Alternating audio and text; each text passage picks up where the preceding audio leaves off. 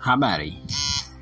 Je, nawe unasumbuliwa na maumivu ya ganzi, viungo na mifupa kwa muda sasa?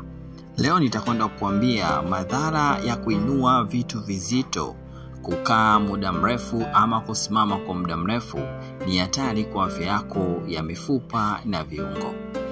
Kumbuka kwamba unapoamua kubeba vitu vizito, hasa ndugu zangu wanyanyua vitu vizito, iwe ni chuma ama vifurushi vya mchele.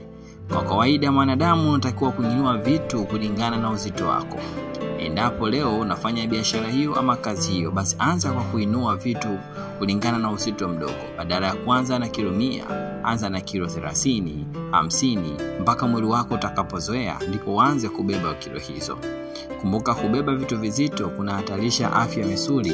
Hii ni kwa sababu uzito mkubwa ama misuli inaathirika kutokana na kututumuka ama kuvimba, hali ambayo inasababisha kuweza kupata ganzi, lakini vile vile maumivu ya misuli na mifupa. Na endapo unapata maumivu ya misuli, basi tambua kwamba tatizo la ganzi inatokana na kazi yako.